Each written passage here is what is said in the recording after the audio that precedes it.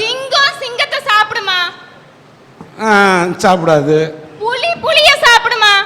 சாப்பிடாது. இல்ல மான் தான் மான சாப்பிடுமா? சாப்பிடாது. 5 அறிவு இருக்கிற விலங்குக்கே தனக்கு இணையா இருக்கிற இன்னொரு விலங்கை கஷ்டப்படுத்த கூடாதுன்னு தெரியும் போது 6 அறிவு இருக்கிற பெண்கள் சார் நாங்க இன்னும் தனக்கு இணையா இருக்கிற இன்னொரு பொண்ணை கஷ்டப்படுத்திட்டு இருக்கிறோம். இன்னைக்கு 100 ஆண்கள் இருப்பாங்க ஒரு இடத்துல, இந்த பிரச்சனையே வராது. 2 பொம்பளைங்க தான் சார் இருப்பாங்க, கண்டிப்பா பிரச்சனை வருங்க. அப்பா சார் இந்த ஆணுக்கு ஆண் பொண்ணு குடுக்குறான் பாருங்க பிரச்சனை தீர்த்தறலாங்க. இந்த பொண்ணு ஆணு குடுக்குறா பாருங்க பிரச்சனை அதையும் சமாளிச்சிரலாங்க. அட ஆணுக்கு ஏற்படுற பிரச்சனை கூட சமாளிச்சிரலாங்க. இந்த பொம்பளைக்கு ஏற்படுது பாருங்க பிரச்சனை தீர்க்கவே முடியாதுங்க.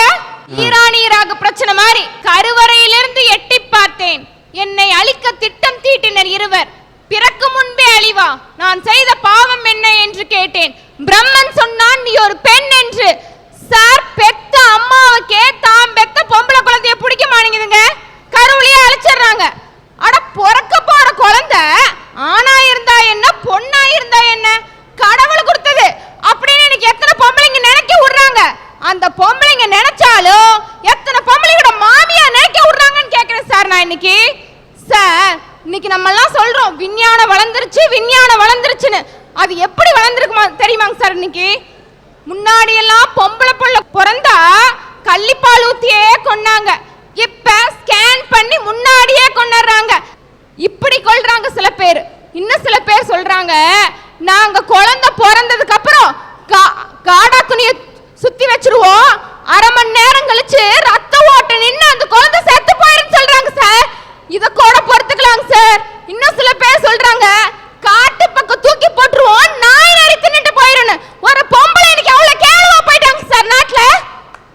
சார் ஒரு பொண்ணுக்கு கருவுலதான் ஒரு பொண்ணு பிரச்சனை கொடுக்கறானா, நம்ம கரூருக்கு பக்கத்துல நாமக்கல் மாவட்டத்துல ஒரு பிரச்சனைங்க.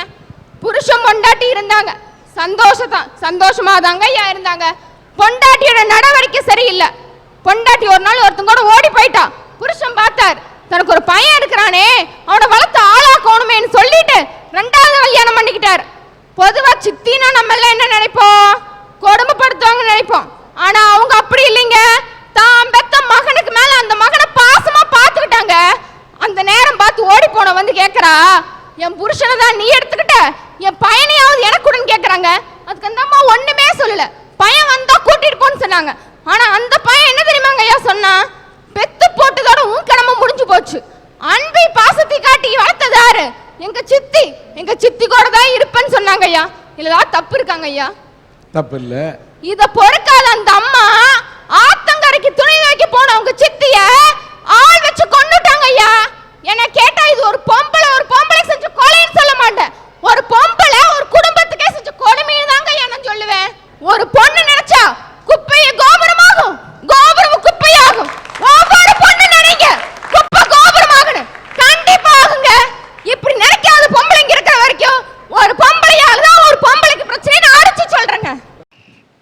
சார் கவிதைக்கு முக்கியம் என்னங்க, எதுகையும் மோனையும். அதே மாதிரி வாழ்க்கைக்கு முக்கியம் ஆணும் பெண்ணும். எதுகையும் மோனையும் இணைஞ்சாதான் கவிதை அழகா இருக்கும்.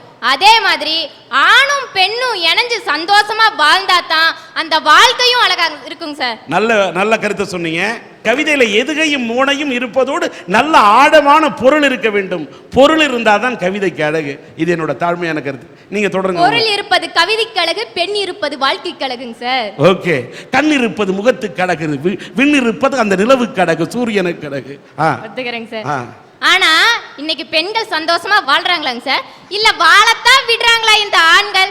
இன்னைக்கு கல்யாணமான பொண்ணுகிட்ட கேட்டு பாருங்க எத்தனை பேர் சந்தோஷமா இருக்கிறாங்கன்னு தெரியும். ஏன் கல்யாணம் ஆன ஆம்பளை கிட்ட கேளுங்க எல்லாரும் சந்தோஷமா இருக்கிறாங்கன்னு. இவங்க பிரச்சனை கல்யாணத்துக்கு அப்புறம் தான் கிடையாதுங்க சார், கல்யாணத்துக்கு முன்னாடியே ஆரம்பிச்சிருவாங்க. எப்படின்னு கேக்குறீங்களா, இந்த பொண்ணு பார்க்க வருதுன்னு சொல்லுவாங்க, கேள்விப்பட்டிருக்கீங்கல்ல? இதா வரேன் அதா வரேன்னு சொல்லிட்டு 10 10 நாள் கழிச்சு வருவாங்க சார். இந்த ஜூவுக்கு போனீங்கன்னா கூட டிக்கெட் வாங்கிட்டு போவீங்க. இவங்க ஓசிலே வந்து பச்சு வச்சு எல்லாம் திங்கறதையும் தின்னுபுட்டு கடைசியில சொல்லுவாங்க பாருங்க அழகா ஒரு வார்த்தை, என்ன தெரியுங்களா? எங்களை பிடிக்கலன்னு சொன்னாலும் பரவாயில்லையே, எனக்கு பின்னாடி அந்த அங்கிச்சி பிடிச்சிக்கிட்டு இருப்பா, அவளை பிடிக்குதும்பாங்க. இந்த பக்கத்து வீட்டு பொண்ணு கூட வந்து நின்னுகிட்டு இருக்கோம், அந்த பொண்ணை பிடிக்குதும்பாங்க. இப்படியே பாக்குற பொண்ணையெல்லாம் பிடிக்குது பிடிக்குது பிடிக்குதுன்னு சொல்லிவிட்டு பொண்ணு பார்க்க வந்த என்னைய மட்டும் பிடிக்குதுன்னு சொல்ல மாட்டாங்க சார். ஏன் உங்களுக்கு கல்யாணம் ஆயிடுச்சா? இன்னும் இல்லைங்க சார். இந்த அனுபவம்லாம் எப்படி உங்களை பொண்ணு பார்க்க வந்த? ஆமா சார், இப்ப கொஞ்ச நாளைக்கு முன்னாடி தான் பார்க்க வந்தாங்க. சரி சரி ஓகே.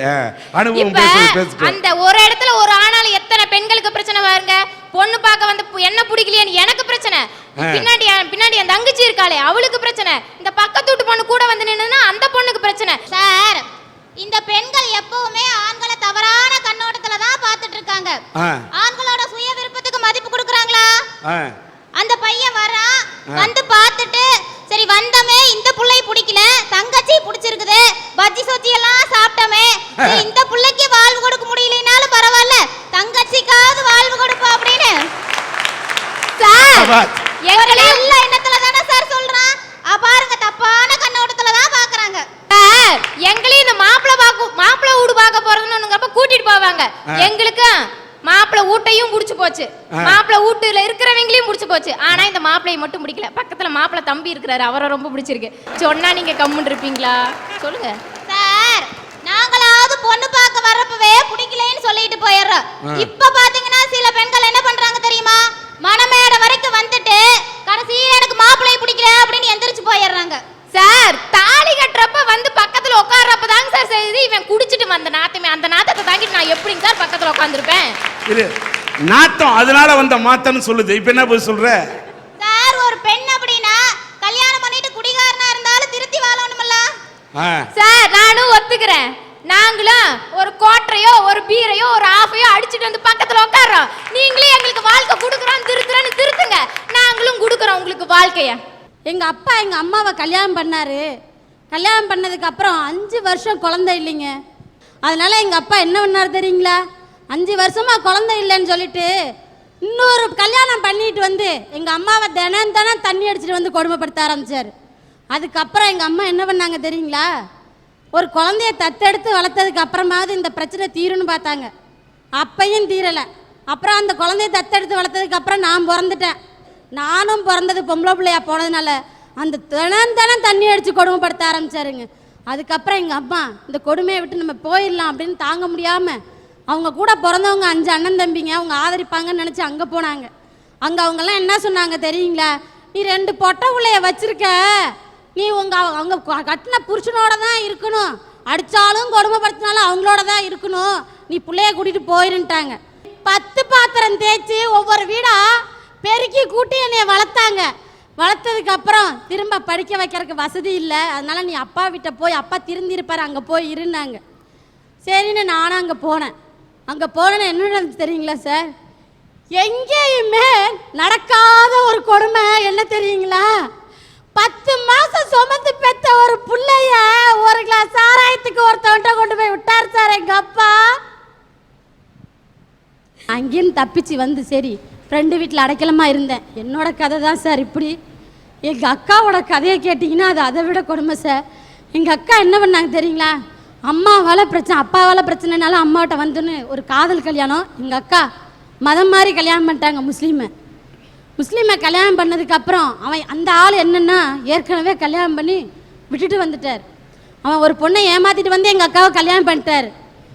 எங்கள் அக்காவை கல்யாணம் பண்ணதுக்கப்புறம் தினமும் அடித்து கொடுமைப்படுத்தினாங்க. அதுக்கப்புறம் ஒரு குழந்தையும் பிறந்துச்சு சார். குழந்தை பிறந்ததுக்கப்புறம் பணப்பிரச்சனைக்காக அடித்து கொடுமைப்படுத்தினார். எங்கள் அக்கா நாதி இல்லாமல் அனாதையாக தாய் வீட்டுக்கும் போக முடியல, அடுத்தவங்க வீட்டுக்கு மற்றவங்களாலையும் பிரச்சனையாக இருக்குன்னு தூக்கு மாடி தொங்கி தற்கொலை பண்ணிட்டாங்க. ஆனால் அந்த பெண்ணை தூக்கறக்கு 2.5 வருஷத்து பொம்பளை பிள்ளைங்க சார். 2.5 வருஷத்து பொம்பளை பிள்ளைய தூக்கறக்கு யாருமே இல்லை.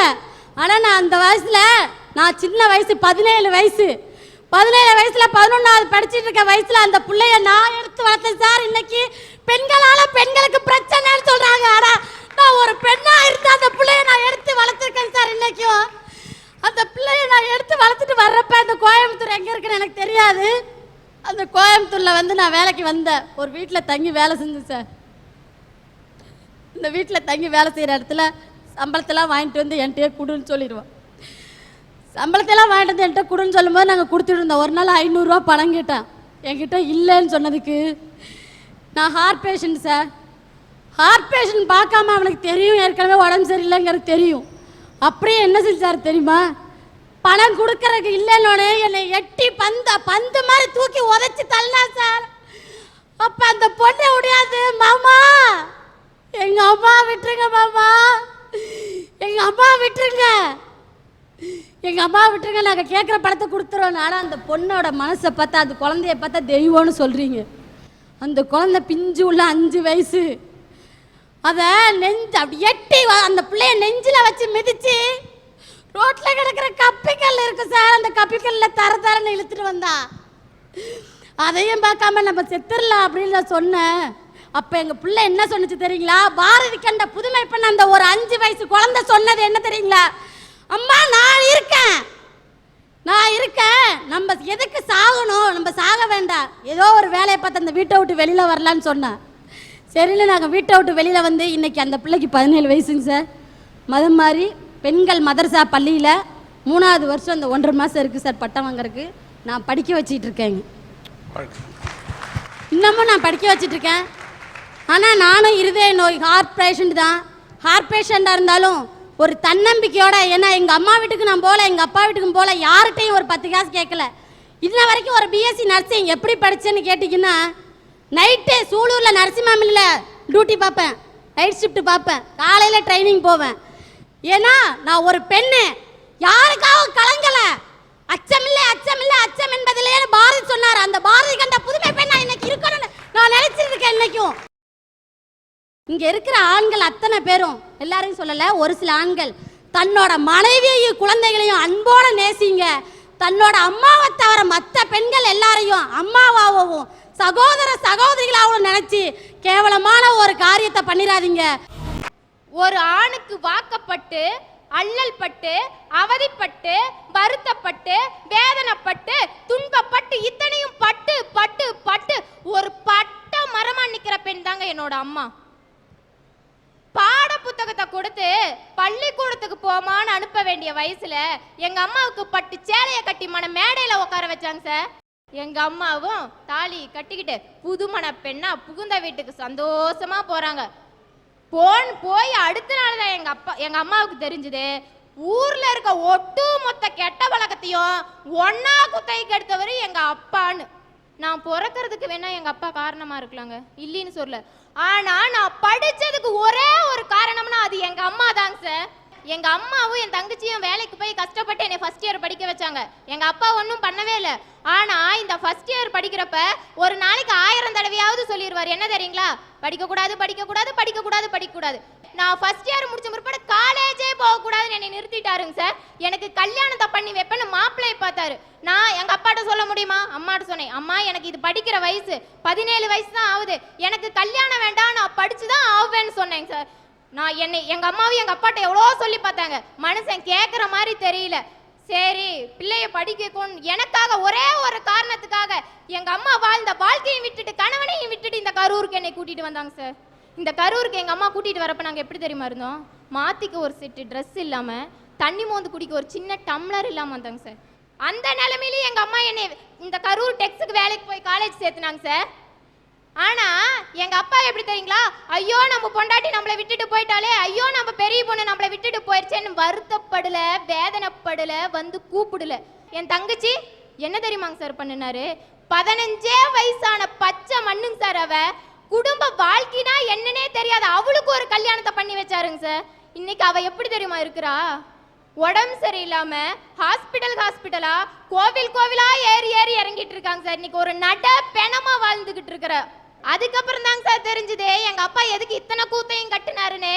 என் தங்கச்சிக்கு கல்யாணம் பண்ணி வச்ச எண்ணி 15வது நாளுங்க சார் எங்க அப்பா ஒரு கல்யாணத்தை பண்ணி வந்து நின்னாரு. எங்க அப்பாவை நம்பி இன்னைக்கு இன்னொரு பொண்ணு வந்திருக்கா. அந்த பொண்ணை நினைச்சு எங்களுக்கு எந்த கோபமோ எதுவோ கிடையாதுங்க சார். ஏன் தெரியுமா? பாவம் அந்த பொண்ணுக்கு எப்படி தெரியும் எங்க அப்பாவை பத்தி? என்னை அழ வச்சு பார்க்க ஆசைப்பட்டாரு எங்க அப்பா, என்னை வாழ வச்சு பார்க்க ஆசைப்பட்டாங்க சார் எங்க அம்மா. அப்படி சொல்லாத. என் பார்வையில உன்னை அழ வச்சு பார்க்க நினைத்தது உங்க அப்பா, உன்னை எழ வைத்து பார்க்க நினைத்தது உன் அம்மா. அப்படி நீ எழுந்து நிற்க நினைத்த காரணத்தால் தான் அரட்டை அரங்கத்திலே எழுந்து நின்று பேசிக் கொண்டிருக்கிறாய். எழுந்து நின்று பேசு.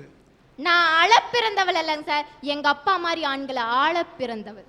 சபாஷ். இந்த மகாலட்சுமி தமிழ்ல முதல் மார்க் வாங்கினியே அப்படின்னு பாராட்டி அந்த பொண்ணுக்கு நிதி திரட்டி 5000 ரூபாய் கொடுத்தேன். ஆனால் இந்த மகாலட்சுமி என்ன சொன்னது, என்னையாவது என்னை படிக்க வைக்கிறதுக்கு எங்கள் அப்பா இருக்கிறாரு கஷ்டப்பட்டு. ஆனால் அந்த ராதிகாவோட கதையை கேட்டேன், அந்த பொண்ணை படிக்க வைக்கிறதுக்கு அவங்க அப்பா கூட இல்லை. அந்த ராதிகா படிக்கட்டும், எனக்கு கொடுத்த அந்த 5000 ரூபாயை அந்த பெண்ணுக்கு கொடுத்துருங்கன்னு இந்த பெண் அந்த பெண்ணுக்காக கொடுக்கிறார். இதாயா தமிழ் பெண். அடுத்தவங்களுடைய கஷ்டத்தை பார்த்து. என்னை பெற்றெடுத்தவள் பெயரும் லட்சுமி. இன்னைக்கு என் படிப்பு பாதையில நிக்காத என்னை படி வைக்க காரணமும் ஒரு லட்சுமி.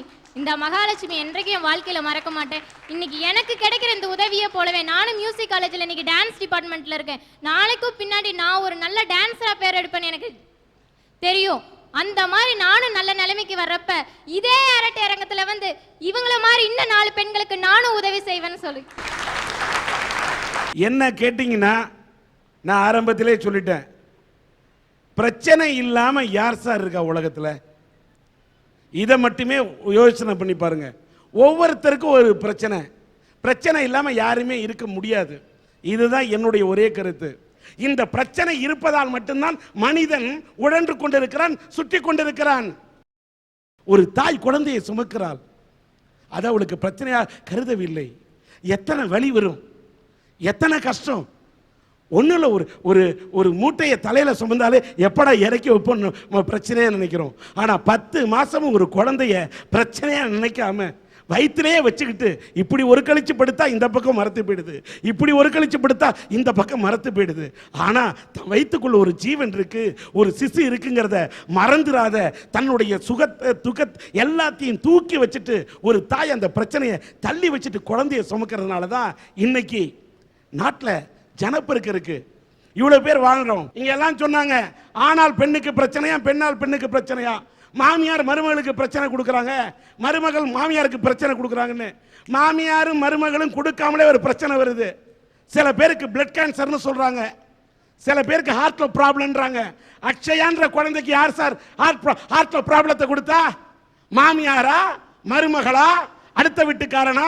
ஆனால் ஆண் என்று சொன்னாரு தங்கமூர்த்தி, பெண்ணால் பெண் என்று சிலர் சொன்னார்களே, அவர்களை பார்த்து கேட்கிறேன், அக்ஷயா என்ற குழந்தைக்கு இதயத்திலே ஓட்டை எந்த மாமியார் போட்டார்? இல்லை எந்த சாமியார் போட்டார்? இல்லை எந்த மருமகள் போட்டால்? இறைவன் போட்டான், விதி போட்டிருக்கிறது. ஆனால் அந்த அக்ஷயா என்ற குழந்தையை வைத்துக் கொண்டு சாந்தினி என்ற பெண் பிரச்சனை நினைக்காமல் போராடுகிறார். அந்த போராட்டத்திற்கு முடிவாக இத்தனை இதயங்கள் அள்ளி கொடுத்தார்களே. மனிதன் வாழ்க்கையில் போராட வேண்டும். காலையில் எழுந்தால் மனிதன் நீராட வேண்டும். நீராடினாதான் உடம்புக்கு சுத்தம், போராடினாதான் வாழ்க்கைக்கு அது அர்த்தம். பிரச்சனையை ஃபுட்பால் மாதிரி உதைக்கணும், உதைக்காம விட்டீங்கன்னா அது உங்களை கவுத்துரும். கால் இல்லாதவன் கால் இல்லாமலே ஊனமுற்றவர்கள் வாழலையா? கண் இல்லாதவன் ஒரு கோல் கொண்டு வாழ்க்கையை நடத்தலையா? கண் இல்லாதவர்களே இந்த நாட்டிலே உண்மையில் பாராட்டுற, காது கொடுத்து கேட்கவே முடியாது, வாழலையா? நமக்கு எல்லாமே இருக்கு. பிரச்சனை வருங்க, எந்த பிரச்சனை வந்தாலும் அதை சந்திக்க முடியும் என்று இதயம் தாங்க வேண்டும். நான் சொல்லுவேன், ஒரு பிரச்சனை என்பது மனசு எப்படி திரும்ப இருக்கணும்? உங்களுடைய மனசை உலோகமாக மாற்றிக்கொள்ளுங்கள். மண் சிலையாக மனது இருந்தால் கை தவறி கைப்பட்டால் கூட அது உடைந்து விடும். உங்களுடைய உள்ளம் ஒரு பொன் சிலையாக, ஒரு உலோக சிலையாக இருந்தால் எந்த பிரச்சனையும் உங்கள் உள்ளத்தை உடைக்க முடியாது. புலியை நினைத்து வாழ்வதை விட புல்லை நினைத்து மேய்வதுதான் தனக்கு வாழ்க்கை என்று மான் நினைப்பதை போல, பிரச்சனையை நினைத்து நாம் மடிந்து கொண்டிருப்பதை விட பிரச்சனையை எட்டி உதைக்க முடியும், பிரச்சனையை விரட்டிவிட முடியும். இதய துடிப்போடு இருந்தால் இமயத்தில் கூட ஏறி நடக்கலாம், கொள்கை பிடிப்போடு இருந்தால் கோட்டையிலே கூட கொடியேற்றலாம் என்ற லட்சியம் இருந்தால் மனிதனால் ஜெயிக்க முடியும் என்று கூறி பிரச்சனையை அணுகுவதுதான் மனிதனுக்கு அழகு என்று கூறி விடைபெறுகிறேன். நன்றி, வணக்கம்.